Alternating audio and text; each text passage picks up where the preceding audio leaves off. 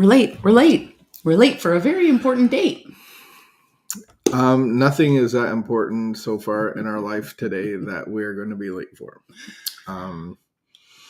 Nothing. Good morning. Literally nothing is that important that we can be late for. Like, there's nobody that's going to be like, yo, you're late.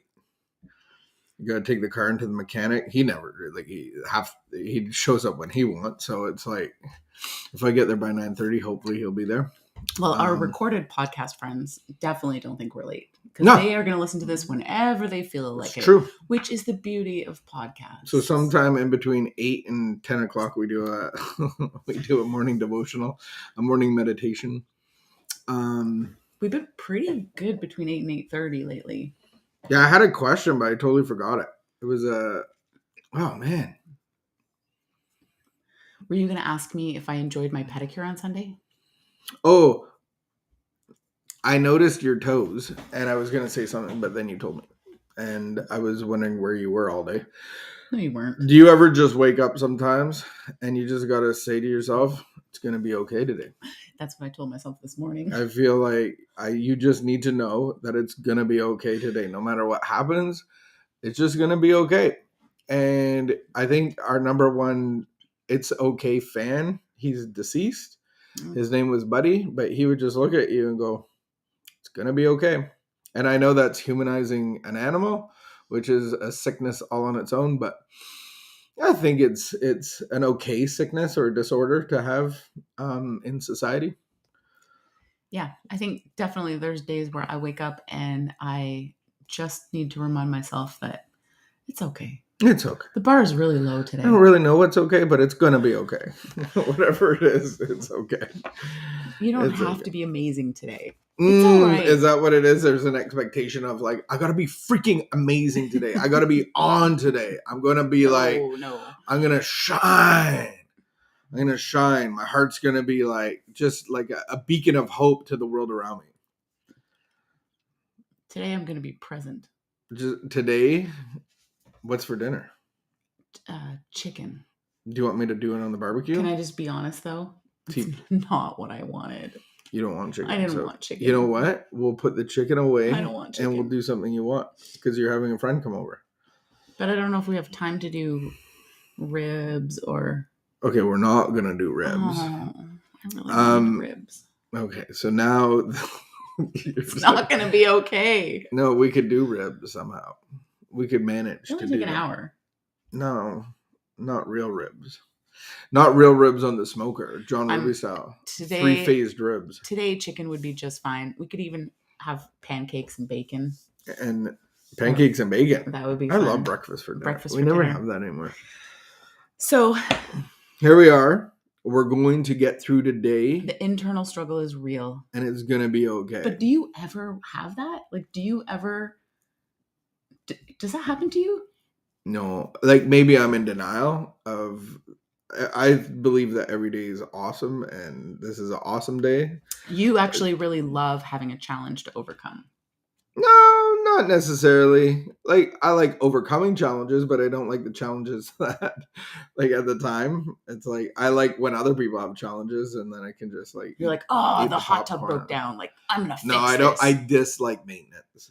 Oh. Like, one of my things that I dislike is maintenance. Maintaining things that I have, I dislike doing that. I like doing little projects, but I hate maintenance. What do you think is the root of that? Well, the things that you gain or buy, this is wisdom here. The things that you gain is not going to kill you. The maintenance is going to kill you. But it's not going to. What you gain, you maintain. No, but there's and the maintenance is going to kill you. No, there's lots of people that really enjoy painting their house or updating their kitchen or fixing the fence or lots of people really enjoy that. I wonder what it is that, like, maintenance on stuff. Like, you got a boat or a motorbike and a house and a cottage and you really enjoy the process of enjoyed the process of building. Yeah, I like building something, but I don't like maintaining. Interesting. No, like, so your scooter broke and yes. I enjoy fixing it. Like, I enjoy finding the parts and what's wrong with it, and I'll solder and do some things. Yeah. And I enjoy that. But if it keeps breaking, is that going to get old? I you'll dislike sell it? on birthdays where this used to be, but now we don't have to license our license plates anymore. Oh, yeah. Like that kind of thing. You have the maintenance of updating and you do have to renew yours. You have to. I know the maintenance is the thing that kills people. Interesting. All right, just curious. Leaky hot tubs and cars and motorbikes and summer homes and stop pointing to the time. All right, here we go in our 5 minutes of nothing. But it's gonna be okay. What wonderful things could happen in my life if I could get rid of my natural impulse to justify my actions?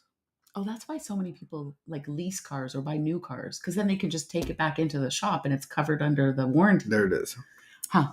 Okay. Justify my actions. What a wonderful thing. You're if gonna have to start over. In my life, if I could get your brain over here. Start over. If I could get rid of my natural impulse to justify my actions. Okay. Is honesty so deeply repressed under layers of guilt that it cannot be released to understand my motives? Being honest with ourselves isn't easy, but being honest with the people around you is super easy. I didn't say that. It is difficult to search out why I had this or that impulse and why I acted upon it. Nothing makes us feel so vulnerable as to give up the crutch of the alibi. Yet, I know that self-deception multiplies my problems. How shall I correct this? ? It doesn't even give us the answer. What? Oh, maybe in today's reminder it will.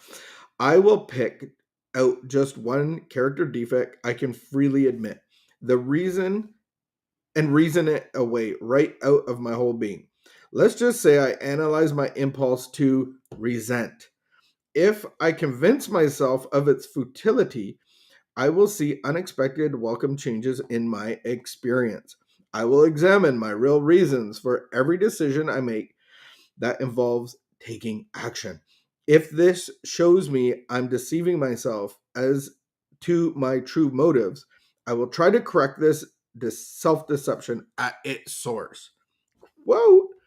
We know well enough how to excuse and color our own doings, but we find it difficult to accept those of others. That is true. I did not like today's reminder, but I like today's reading. What didn't you like about today's reminder? Well, it's like I try to work against I need God to build his temple and I need to be a partner with it. So I guess at some level, the self-identification of understanding what excuses or justifications I use for what behavior, but I don't think like resentment is I'm not justifying that. Like it's just like either I have them or I don't. So we started off with this though. We did. This is what we started off talking about. But what? I need to tell myself some days like today is actually going to be okay because I have a tendency to like awfulize life sometimes. And then it just piles on. And so I've learned that actually I have to choose to like enter into a day. I can feel it already in the morning and I have to and so I've become fully aware, like I'm going to be miserable today. And so I actually have to wake up. But what this is missing, what this has left out is actually that's an awareness and a process that I didn't come to by myself. I came to it with God. Mm-hmm. And God has shown me that I can live a different way. Mm-hmm. And that actually it's not by my own strength. And so if I have a day where I wake up and I'm like, oh, this is going to be a hard day, and I try to do that day by myself, I'm going to fail. And it's typically not a hard day because you got to dig a trench. No. It's a hard day because of the what's happening inside. So, and maybe there was an outside cue. Maybe there was something that happened externally that's causing whatever inside. Sometimes it's just the insides. And I don't know why, or what was the trigger, or what's going on the external. I don't know. I can't pinpoint it. I just know that inside I'm not okay. So if we have a relationship with God, and we have this relationship as one of the aspects as employer, as agent. He's a principal. He wants us to be the best representation of his light. And so if we have the relationship, he's going to show us stuff. And then we can either alibi it away, justify it away, or actually deal with it and invite his power in. And I really like what my friend said. Yes. And I really like what my friend said yesterday. She said, it's not like I fail all the time. And, God is like this big God up there that's saying like, you got to do better. God is like, oh, Vicky, like things would just go better if you would just, you can do this. You can do life with me and things will go better.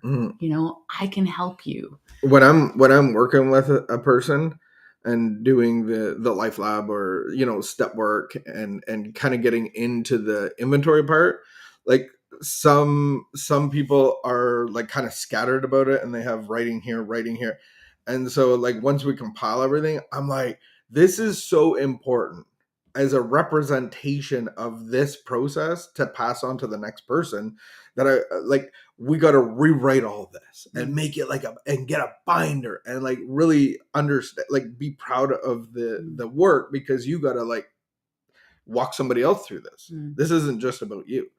What alibi do you use the most? Or like why do you use an alibi? So what situation causes a justification or alibi? And what is it? What's my alibi? Like, what's my excuse? Yeah. What's your justification for a behavior that that you would rather not? Do you want me to go first? Sure. Mine would be physical fitness. Like, I am physically fit for what I need to do on a pretty much daily basis. But I know as I age, you never age. You stay perfect in all your ways. As like, I think physical fitness is something that I don't really address, and I alibi it away by like, I don't really have time, or it's like I'm good enough. But in reality, I felt like God's actually leading me into like one of the things in my meditation. He was like, I want you to play. So I hate, like, I'm never gonna go out running, but I like playing racquetball. I like playing, like, I don't mind being active, but I'm super competitive, so I don't like play outdoor. Like, I don't play like men's league hockey because I'm not in that kind of shape. Right. So that's my alibi. I don't have time. I'm good enough. I don't have time. It doesn't really matter. And maybe it doesn't matter today, but it might matter tomorrow. I would say my most common alibi is it's too hard. Whatever it is, like, oh, it's too hard. I'm going to fail. Getting out of bed. I'm going to fail anyway. Yeah. Whatever it is, it doesn't even matter. It could be chicken. It could be exercise. It could be getting through the day. It could be my job. It could be like, oh, it's just too hard. I'm not good at it. I'm just not good at it. And it doesn't I just don't know how. I don't care. It's too hard. It's so hard. What is your alibi and what do you use it for? Until next time, keep the peace, be of good behavior. And today, you're going to be okay. I promise.